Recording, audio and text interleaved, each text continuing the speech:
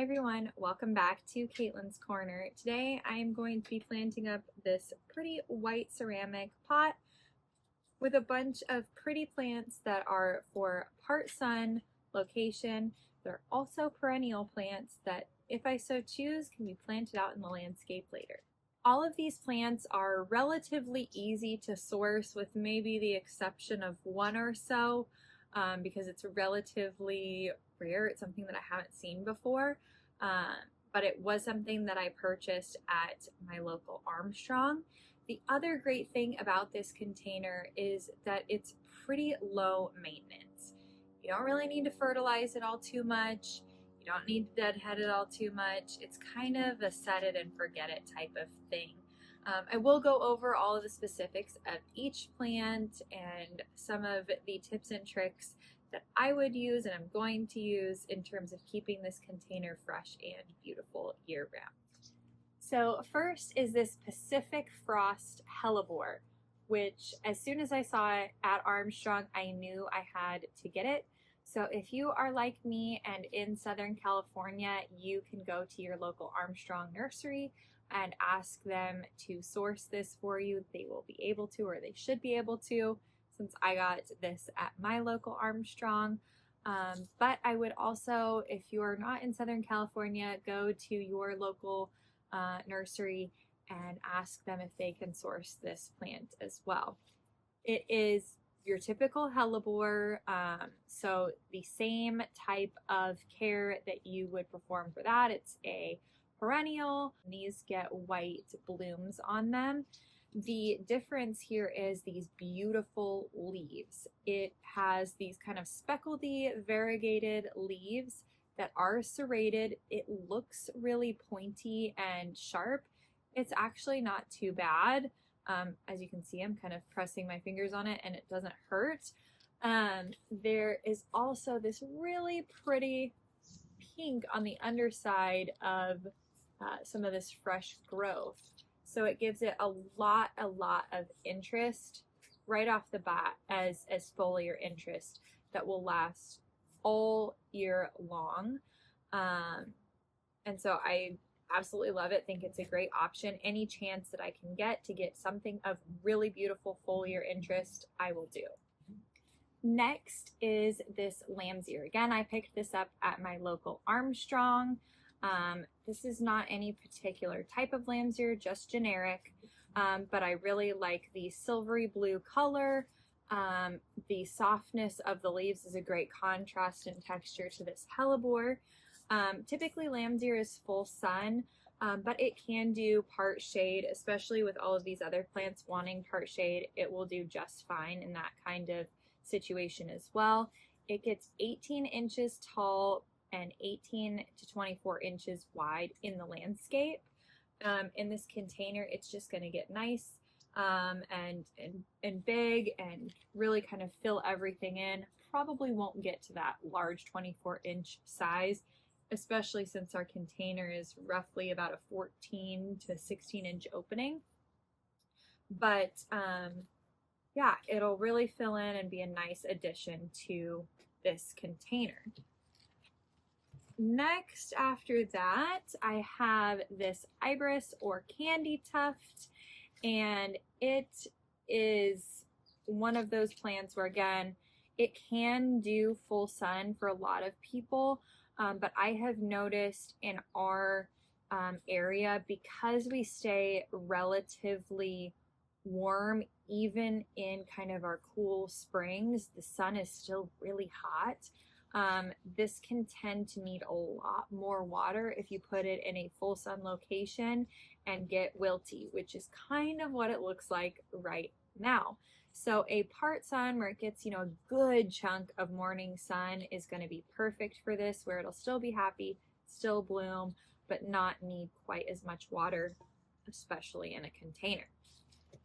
And again, it is a perennial as well. And that goes for quite a lot of zones. I think all of these go down to at least a zone 5, except for this guy. So this is the same ranunculus that I used in my front walkway planter. And what I have already noticed of ranunculus in my area that I knew but was hoping that I could test a little bit of the boundaries of was that these really like a morning sun situation and afternoon shade as well. They just need way, way, way more water than we can give in a full sun or an afternoon sun situation. So this is again the sprinkles mix or sprinkles white. And it's looking a little sad again because it was out in a full sun location, and so this container is going to go into a morning sun only spot, and then it'll pick right back up and perk back on up. But I again wanted the white flower in here with this. These get about 6 to 8 inches tall, 6 to 8 inches wide. My guess is there's probably like 2 or 3 corms in here, which will be great for later on. I can pull this out of this container and save the corm separately if I so choose, or leave it in the container and just continue to let the corms build and build and build. And then lastly, I have this Heuchera, and this is called Lime Marmalade. It gets about 8 to 10 inches tall and 15 to 18 inches wide. Again, since we're putting this in a container, it probably won't get that size. Additionally, my plan is to stretch this. And what I mean is by taking this out of the container and actually separating it into a few different plants so that we can tuck it into a couple different spots of this container and probably even have an extra plant left over for a different container or to plant out in the landscape. One of the benefits of doing containers with plants that are perennials is that when you want to switch out this container for something else, you're bored, you want to try something new, all of these plants can be pulled out of this pot and thrown into your landscape in some form or fashion, whether it be together or in varying spaces of your yard. It also means in the case of somebody that is in a apartment or a townhouse that, or somebody that's gardening on a budget, that you don't have to be refreshing this a lot. You can have this year over year, and with the proper care in terms of water and maybe a little bit of fertilizer or a tiny bit of deadheading, you're going to have a beautiful container for years and years to come. So all of that is some of the positives of this container. And so I'm really excited about planting this up. So let's get started first with adding in the potting soil and our fertilizer. I'm going to be using the Edna's Best potting soil from EB Stone, and I will be using about a handful or so, roughly a quarter cup, let's call it, of plant tone fertilizer from Espoma.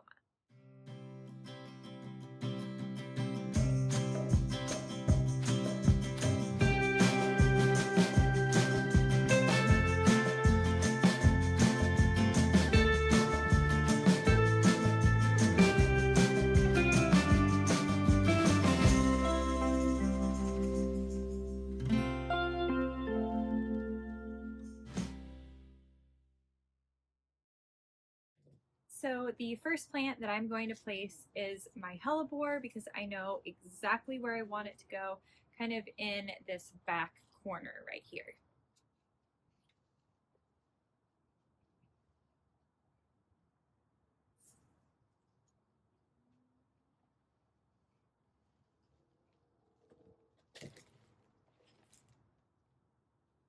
And it has a really, really healthy looking root system here.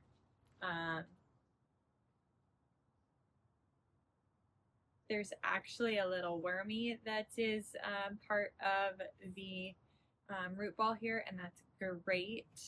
Shows that the soil in this is really, really healthy. So that's going to be a great mix in addition to this container.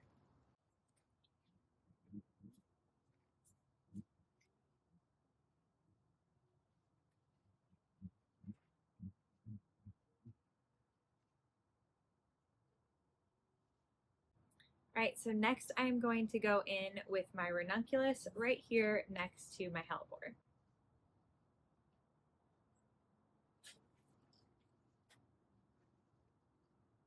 And then I'm just going to keep planting this up, and I will show you how I separate out the heuchera when we get to that point.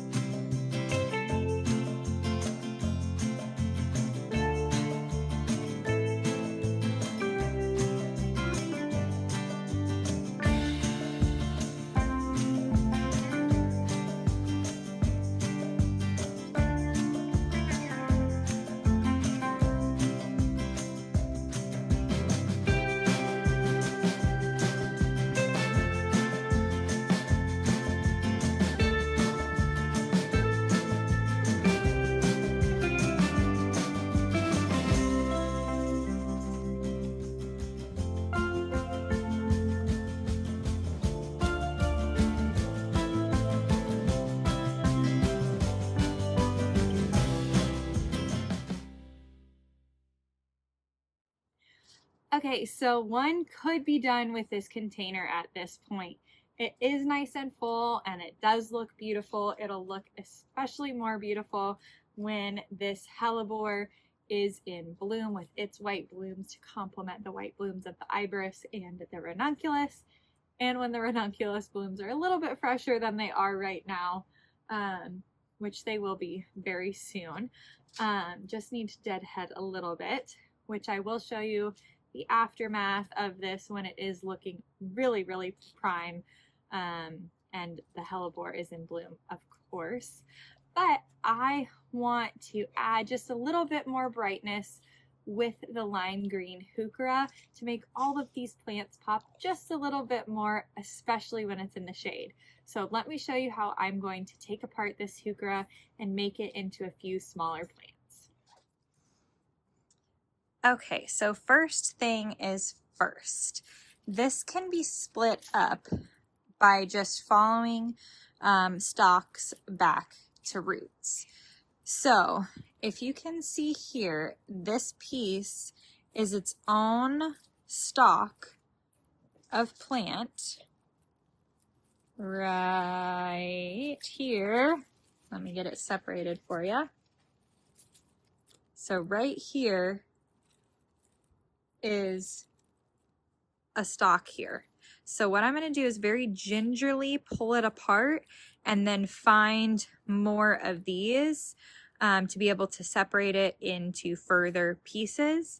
So let's get going and start trying that out.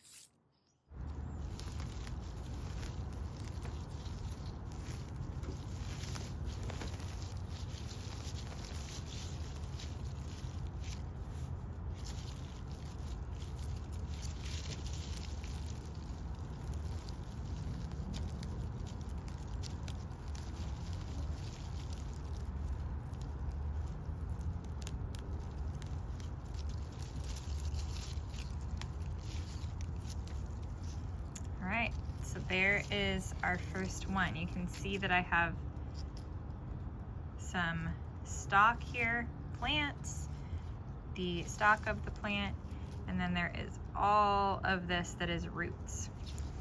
Here is another example.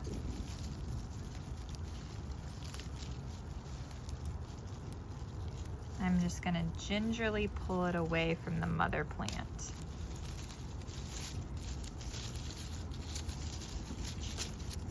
So this one has a little bit of rootstock, so it might not necessarily be super happy with me, but with the proper water, it will be fine.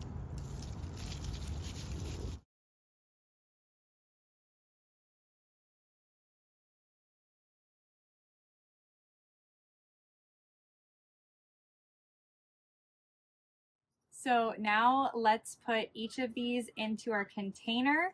They'll each grow into their own nice sized plant, but this is a great way to extend your bang for your buck. So on a $12 plant, I'm actually getting 5 plants out of this. And you can see that tucked in here, just like that, it adds a nice bit of color and extra different texture. So be sure to look out for plants where you can separate them and make them into a few more.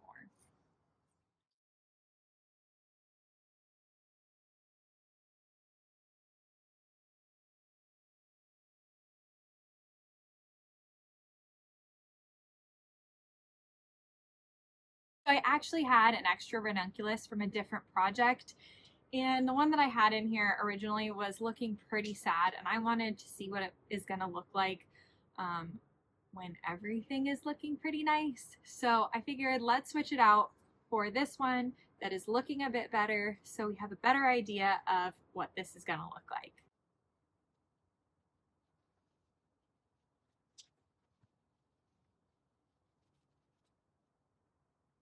All right, so we are all done, and as far as I'm concerned, I am really happy with this container. I have a very specific vision of what it will look like when it's all grown in and lush and beautiful and fresh. I waited a little bit too long to do this project, admittedly, but it will look really, really beautiful here in the coming weeks, especially when this Lenten rose has its white blooms on it. So as you can see, it has a lot of depth of color and texture, which is something that I really try to pay attention to when I am doing my containers. I love a lot of different foliar texture and color because I don't want to spend a whole bunch of time maintaining my containers. It is plenty of work maintaining the garden as such. I don't need to be fussing around with my containers as well.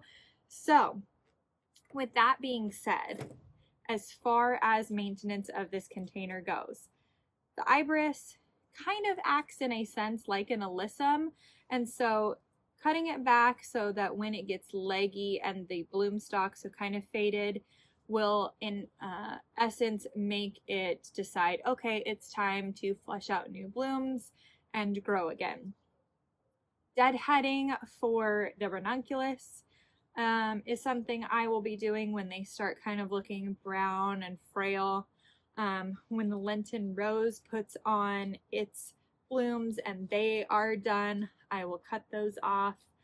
Other than that, really with this is going to be watering consistently. So everything will want to stay, will not want to dry out too much. You do not want to overwater really any of these, but especially your Heuchera. They don't like to be soppy, soggy, wet, but nothing in this really does. So just maintaining kind of a nice moist but not soggy soil texture is the key here. And then in addition to that, probably once a month, just like with regular perennials during the season, I will go in and do a little sprinkle of plant tone or flower tone just to continue to keep these plants happy, because their only source of nutrients is what I put in this container.